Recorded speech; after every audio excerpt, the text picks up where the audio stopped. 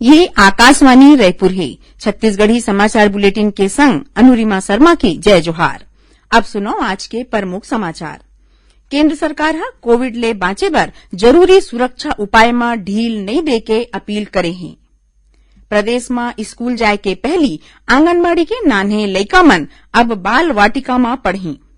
और मुख्यमंत्री भूपेश बघेल की मासिक रेडियो वार्ता लोकवाणी के 19वां कड़ी के प्रसारण काली 11 जुलाई के होही।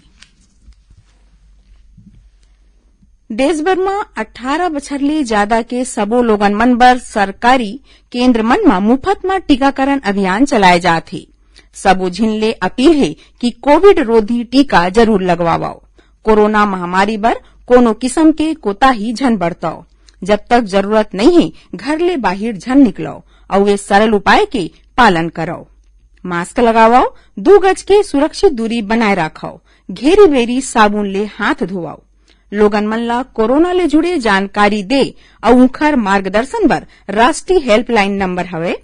छत्तीसगढ़ बर हेल्पलाइन नंबर हवे 104 और 0771 223 5091। संगे संग राष्ट्रीय हेल्पलाइन नंबर हवे 1075। अब समाचार विस्तार ले। केंद्र सरकार हा कोविड ले बांचे बर जरूरी सुरक्षा उपाय में ढील नहीं दे के अपील करे है। केंद्रीय स्वास्थ्य मंत्रालय के संयुक्त सचिव लव अग्रवाल हा नई दिल्ली में संवाददाता सम्मेलन में कहिन कि खतरा अभी टले नहीं है। उमन कहिन कि प्रधानमंत्री नरेंद्र मोदी हा बंदिश में छूट बेरा कोविड नियम के लापरवाही पर गहरा संसो करे हैं। उन्हें नीति आयोग के सदस्य डॉक्टर वी के पाल हा कहिन है कि लोगन मन ला कोविड ले बचाव वाले सबो नियम ला कड़ाई ले मानना चाहिए। घूमे फिरे के जगह समेत कहूं भी मास्क पहने और सुरक्षित दूरी के नियम ला मानना जरूरी है। छत्तीसगढ़ में कोरोना टीकाकरण के काम जोरदार हा चलत है। एखर चलत प्रदेश में अब तक ले कोरोना ले बांचे बर करीबन 1,04,09,887 टीका लगाए जा चुके हैं। प्रदेश के करीब 30% आबादी ला टीका के पहला डोज लग गए हवे। छत्तीसगढ़ हा ए मामला में देश के कई ठिन बड़का राज्य के आगू चलत है। राजनांदगांव जिला के शहरी और ग्रामीण क्षेत्र में 6.25 लाख मनखे ला टीका लग गए हवे। यही बीच प्रदेश में कोरोना संक्रमण के मामला में सरलग सुधार होए के संगे औसत पॉजिटिविटी रेट 1% हो गए है। काली प्रदेश में कोरोना संक्रमण के 391 नवा मामला आगू आए है। उती कोंडागांव जिला में कोरोना के संभावित तीसरा लहर ले निपटे बर प्रशासन डहर ले तैयारी शुरू कर दे गे है। उन्हें मुंगेली जिला में भारतीय जनता युवा मोर्चा के कार्यकर्ता मन कोरोना संक्रमण ले बांचे बर लोगन मन ला जागरूक करे बर एक दिन के नगर सैनिटाइजेशन अभियान चलाइन। प्रदेश में स्कूल जाए के पहली आंगनबाड़ी के नान्हे लइका मन अब बाल वाटिका में पढ़ही। बाल वाटिका में लइका मन ला स्कूली पढ़ाई बर तैयार करे जाही। राष्ट्रीय शिक्षा नीति के चलत प्रदेश में बाल वाटिका चालू करे बारे में विशेष संयुक्त कार्यबल के बैठका में सोच विचार करेगीस। संयुक्त स्कूल शिक्षा विभाग के प्रमुख सचिव डॉक्टर आलोक शुक्ला के पगरैती में होए बैठका में राष्ट्रीय शिक्षा नीति में राखे गे नवा स्ट्रक्चर ला राज्य में लागू करे बर सबो व्यवस्था और संसाधन के जानबा ले बाद प्रस्ताव तैयार करे के निर्देश देगीस। उन्हें प्रदेश में कक्षा पहली ले 8वीं तक के सबो स्कूल मन में ट्रेनिंग ऑफ स्कूल कार्यक्रम चलाए जाही। जेखर चलत सरकारी और निजी स्कूल के जोड़ी बना के उमन ला आपस में एक दूसरा ले साझा करे बर बढ़वाही दे जाही। जोड़ी में ले कोनो भी 2 ठिन तीर तखार की स्कूल अपन संसाधन और विशेषज्ञता के देवई लेवई कर सकही। एक कार्यक्रम के संचालन बर समग्र शिक्षा के सबो जिला मिशन समन्वयक जरूरी निर्देश दे देगे है। राष्ट्रीय विधिक सेवा प्राधिकरण के निर्देशानुसार आज राष्ट्रीय लोक अदालत के आयोजन करेगी। छत्तीसगढ़ में घलो तहसील स्तर ले लेके हाईकोर्ट तक सबो कोर्ट मन में लोक अदालत लगाएगी, जेमा कई ठिन मामला के निपटारा पक्षकार मन के आपसी समझौता ले करेगी। माओवाद प्रभावित सुरक्षा संबंधी खर्चा SRE के लिस्ट ले बालोद जिला ला घुचा के मुंगेली जिला ला राखे गे है। केंद्रीय गृह मंत्रालय के निर्देश ले छत्तीसगढ़ पुलिस मुख्यालय डहर ले ए बारे में आदेश निकाल दे गे है। छत्तीसगढ़ी समाचार बुलेटिन आप मन आकाशवाणी रायपुर ले सुनत हव। छत्तीसगढ़ के खबर ले है आपके वास्ता और खबर के विश्वसनीयता ले है हमार वास्ता। आकाशवाणी समाचार रायपुर के प्रादेशिक समाचार बुलेटिन के संगे संग हमार समसामयिक कार्यक्रम आप रेडियो के संग अपन मोबाइल में घलो सुन सकत हव। आकाशवाणी समाचार फेसबुक, ट्विटर और यूट्यूब में घलो हावय। हमार फेसबुक पेज हरे Chhattisgarh news on AIR, Twitter handle CGAIR news और हमार यूट्यूब चैनल हरे छत्तीसगढ़ AIR न्यूज। तो अब रेडियो के संगे संग आपके मोबाइल के माध्यम ले हम आप तक पहुंचत हन।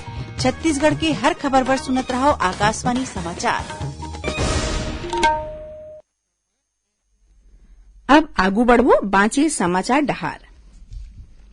मुख्यमंत्री भूपेश बघेल के मासिक रेडियो वार्ता लोकवाणी के 19वां कड़ी के प्रसारण काली 11 जुलाई के होही। मुख्यमंत्री लोकवाणी में ए बखत विकास का नया दौर विषय ऊपर प्रदेशवासी मन ले गोड़ बात करही। लोकवाणी के प्रसारण छत्तीसगढ़ के आकाशवाणी के सब्बो केंद्र FM रेडियो और सब्बो क्षेत्रीय समाचार चैनल में बिहनिया 10:30 ले 11 बजे तक करे जाही। छत्तीसगढ़ में रुर्बन मिशन के चलत होवत कामकाज ला एक घाव फेर राष्ट्रीय स्तर में सहराए गिस। केंद्रीय ग्रामीण विकास मंत्रालय के परफॉर्मेंस रिव्यू कमेटी के बैठका में रुर्बन मिशन के तहत रायपुर जिला के मंदिर हसौद क्लस्टर में अन्नपूर्णा ग्राम संगठन डहर ले चलैया मल्टी एक्टिविटी सेंटर में पेवर ब्लॉक और फ्लाई एस ब्रिक्स बनाए के काम ला सहराए गिस। केंद्रीय सचिव नागेंद्र नाथ सिन्हा के पगरैती में राखे गे ऑनलाइन बैठका में संयुक्त सचिव डॉक्टर विश्वजीत बैनर्जी हा बताइन कि छत्तीसगढ़ हा रुर्बन के सुग्घर कामकाज में देश के अगवा राज्य में आथे। प्रदेश में वन विभाग डहर ले राज्य स्तर में काली 11 जुलाई के एक संग फलदार पौधा के बीज और सीड बॉल के बुआई करे जाही। वन मंत्री मोहम्मद अकबर हा एखर सफल आयोजन बर विभागीय अधिकारी मन ला जरूरी निर्देश दे हैं। उन्हें ए बेरा प्रदेश में वन विभाग डहर ले मुफ्त पौधा घलो बांटे जाथे। राज्य निर्वाचन आयोग भिलाई, चरौदा नगर निगम और सारंगढ़ नगर पालिका में आम निर्वाचन और रायगढ़, बेमेतरा, उतई के संगे थान खमरिया में उप निर्वाचन बर फोटो वाले मतदाता सूची तैयार करे बर कार्यक्रम जारी कर दे है। दावा आपत्ति के निराकरण बाद मतदाता सूची के आखिरी प्रकाशन 30 सितंबर के करे जाही। अब सुनो मौसम के हालचाल। प्रदेश में अवैया 24 घंटा के दौरान कईठिन जगह में थोरकुल ले ज्यादा वर्षा हो सकत है। उन्हें कहूं कहूं बड़ भारी वर्षा होए के संगे आकाशीय बिजली गिरे के चेतावनी घलो दे गे है। मौसम विभाग के मुताबिक एक ठिन द्रोणिका उत्तर पश्चिम राजस्थान ले होवत छत्तीसगढ़ व ओडिशा तक बगरे हवे। संगे एक चक्रीय चक्रवाती घेरा तटीय ओडिशा ओखर तीर तखार में बने के सेती प्रदेश के कईठिन इलाका में बीते 24 घंटा के दौरान कोनो कोनो जगह में पानी गिरे है। अब थोरको समाचार सार में। राज्य शासन ने सरकारी चिकित्सा महाविद्यालय सरगुजा अंबिकापुर के नामकरण राजमाता देवेंद्र कुमारी सिंहदेव के नाम में राखे के आदेश निकाल दे है। प्रदेश के सबो अधिकारी कर्मचारी और अखिल भारतीय सेवा के अधिकारी मन के सामान्य भविष्य निधि GPF लेखा पर्ची हा कार्यालय महालेखाकार छत्तीसगढ़ और राज्य शासन के वेबसाइट में मिल रही। Wild life crime control bureau की टीम हा छत्तीसगढ़ के गरियाबंद समेत ओडिशा के नुआपाड़ा और कालाहांडी जिला में छापा मार के जंगली जानवर के शिकार करे के मामला में 6 जिन आरोपी ला गिरफ्तार करे है। और राजनांदगांव जिला में तुमड़ी बोर्ड पुलिस हा खेत में लगे सिंचाई पाइप ला चोरी करे के मामला ला 6 जिन आरोपी ला पकड़े है। उन्हें ही जिला में एक जिन मनखे के अपहरण करे बाद 30 लाख फिरौती मंगैया 3 जिन आरोपी ला सोमनी पुलिस गिरफ्तार करे है। आखिर में प्रमुख समाचार एक घाव फेर। केंद्र सरकार हा कोविड ले बाँचे बर जरूरी सुरक्षा उपाय में ढील नहीं दे के अपील करे है। प्रदेश में स्कूल जाए के पहली आंगनबाड़ी के नान्हे लइका मन अब बाल वाटिका में पढ़ी। और मुख्यमंत्री भूपेश बघेल के मासिक रेडियो वार्ता लोकवाणी के 19वां कड़ी के प्रसारण काली 11 जुलाई के होही। एकरे संग छत्तीसगढ़ी समाचार बुलेटिन यहीं सिरावत है। जय जोहार।